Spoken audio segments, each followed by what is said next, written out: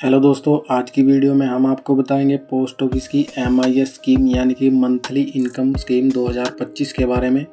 तो दोस्तों, इस स्कीम के बारे में अगर बात की जाए तो यह पोस्ट ऑफिस का सबसे बेस्ट खाता है जो कि भारत सरकार की गारंटी के साथ 9350 रुपये आपके खाते में दिए जाएंगे।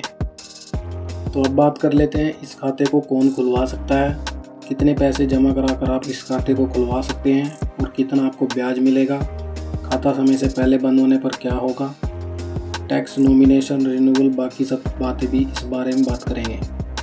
तो सबसे पहले बात करते हैं कौन इस खाते को खुलवा सकता है। एक अकेला व्यक्ति भी इस खाते को खुलवा सकता है। अगर आप ज्वाइंट खाता खुलवाना चाहें तो आप इसमें ज्वाइंट खाता भी खुलवा सकते हैं। ज्वाइंट खाते में दो कैटेगरी हैं, संयुक्त खाता ए, संयुक्त खाता बी, यानी कि ए और बी कैटेगरी रखी गई है। यह खाता नाबालिग बच्चों का भी खोला जा सकता है अपने माता या पिता के साथ। अगर कोई बच्चा 10 वर्ष की आयु से अधिक है तो वह अकेला अपने नाम से भी यह खाता खुलवा सकता है। अब बात करते हैं कि आप कितने रुपए जमा कराकर यह खाता खुलवा सकते हैं।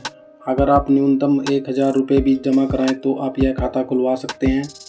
उसके बाद अगर आप 1000 के गुणकों में अगर खाता खुलवाना चाहें तो खुलवा सकते हैं, जैसे कि 1000 के बाद 2000, 5000, 10,000, 1 लाख, ऐसे करके आप खाता खुलवा सकते हैं। एकल खाते में अधिकतम 9 लाख रुपए तक और संयुक्त खाते में आप 15 लाख तक रुपए ही जमा करा सकते हैं। संयुक्त खाते में सभी संयुक्त धारकों का निवेश में बराबर हिस्सा होगा, यानी कि जितना भी प्रॉफिट होगा उसमें बराबर हिस्सा मिलेगा। किसी भी व्यक्ति द्वारा खोले गए सभी MIS खातों में जमा या शेयर 9 लाख रुपए से अधिक नहीं होंगे। अभिभावक के रूप में नाबालिग की ओर से खोले गए खाते की सीमा अलग होगी।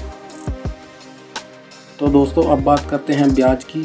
खाता खुलने के 1 महीना पूरा होने के बाद आपका ब्याज शुरू हो जाएगा। इसी तरह आपको अंत तक मिलता रहेगा। यदि कोई खाताधारक हर महीने अपना ब्याज नहीं लेगा तो उसको ऐसे में ब्याज के ऊपर ब्याज अतिरिक्त नहीं दिया जाएगा। यदि जमाकर्ता कोई अतिरिक्त राशि जमा करा देता है यानी कि 9 लाख से अधिक, तो उसकी अतिरिक्त राशि को वापस कर दिया जाएगा और उसके खाते की तिथि से वापस की तिथि तक केवल उसको PO बचत खाते के हिसाब से ही ब्याज दिया जाएगा। ब्याज उसी डाकघर में स्थित बचत खाते में ऑटो क्रेडिट या ECS के माध्यम से निकाला जा सकता है। जमाकर्ता को मिलने वाला ब्याज कर योग्य होगा। तो अब बात करते हैं कि आपको कितने जमा कराने पर कितना ब्याज मिलेगा। तो अगर आप 1 लाख जमा कराते हैं तो 7.4% के हिसाब से आपको मासिक ब्याज मिलेगा 617 रुपये। इसी तरह 3 लाख जमा कराते हैं तो 1850 रुपये, 6 लाख जमा कराते हैं तो 3700 रुपये, 9 लाख जमा कराते हैं तो 5500 रुपये, अगर आप 12 लाख जमा कराते हैं तो 7400 रुपये, अगर आप 15 लाख रुपये जमा कराते हैं तो 9200 आपको हर महीने ब्याज मिलेगा।